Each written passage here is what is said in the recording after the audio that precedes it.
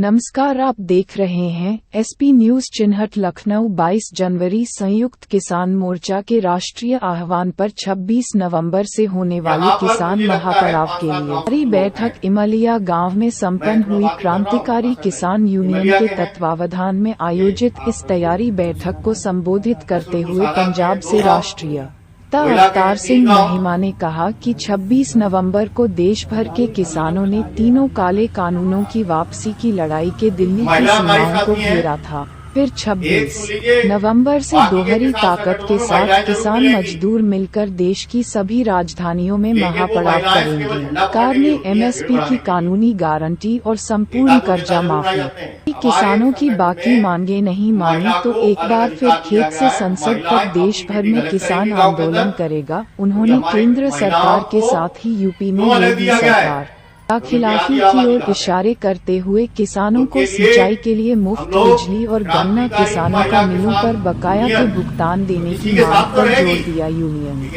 तो वादन में 26 से होने वाले महापड़ाव में राज्य के सभी जिलों से हजारों की संख्या में किसानों मजदूरों के शामिल जानकारी दी। उन्होंने कहा कि मोदी योगी सरकार अगर अपने पूंजीपति दोस्तों के हितों के लिए इसी तरह किसानों मजदूरों का दमन जारी रखेगी तो किसान राजधानियों को घेरने को मजबूर होंगे। तैयारी बैठक के दौरान क्षेत्रीय किसानों ने टाटा टेल्को कंपनी द्वारा समझौते के अनुसार कंपनी में प्रभावित क्योंकि एक व्यक्ति को नौकरी और बाकी मुआवजा न देने का मामला भी सामने आया, जिस पर एकजुटता के साथ आंदोलन करने का निर्णय लिया गया। साथ ही महापड़ाव प्रभावित किसानों द्वारा इस मुद्दे पर सरकार से न्याय की मांग की जाएगी। मंडल प्रभारी विनोद सिंह ने उपस्थित किसानों से अधिकाधिक संख्या में किसानों मजदूरों से महापड़ाव में शामिल होने की अपील की। बैठक के अंत में 20 सदस्यीय जिला संयोजक समिति का गठन किया गया। सर्वसम्मति से एकादशी यादव को संयोजक समिति का अध्यक्ष चुना गया। तैयारी बैठक में जिला प्रभारी दिनेश रावत, रामरतन यादव, सुदामा जी, रिदा हाफिज, विष्णु दयाल प्रताप, पंकज पवन, फौराजन, शंकर यादव, दीप कुमार, ब्रजमोहन, काजल, ओंकार यादव, कमलेश समेत सैकड़ों किसान शामिल हुए। आइए देखते मोहम्मद अली खान की रिपोर्ट।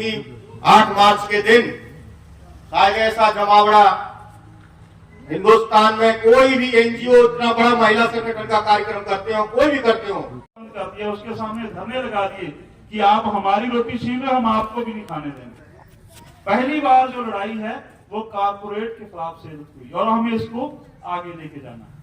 तो इसलिए हमें करना क्या है, ये तो हमारी थी कि आज अवस्था क्या है, लड़ाई किस तरह। दूसरा, हमें संगठित क्यों होना है। संगठित इसलिए होना है कि हम एक एक आदमी, जब हमको कोर्ट के चक्कर लगाए जाते हैं तो हम वहां हार जाते हैं, सालों साल उसका कोई नतीजा नहीं आता।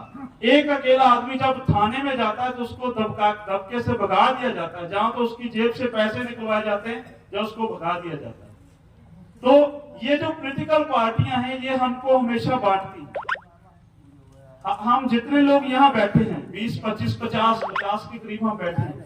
अगर हम ये कहें, कोई कहे मैं भाजपा के साथ हूँ, कोई कहे मैं समाजवादी पार्टी के साथ हूँ, कोई कहे मैं कम्युनिस्ट पार्टी के साथ हूँ, तो हम बढ़ जाएंगे, एक एक दो हो जाएंगे।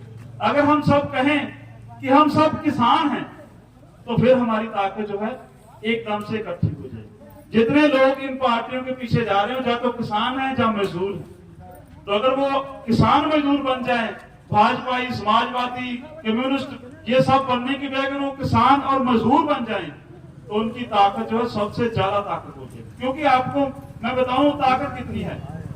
यहाँ हमारी बेटी बैठी थी, बहन वकील थी। आप जब किसी कोर्ट में जाएंगे देखेंगे कि बहुत ज्यादा वकील है वहां, लेकिन जब वो सभी वकील शाम को अपने घर जाते हैं तो आप ढूंढोगे जाकर के गली मोहल्लों में, किसी गली में एक, किसी शहर में 10, किसी गांव में 1, 2 से ज्यादा आपको गांव में तो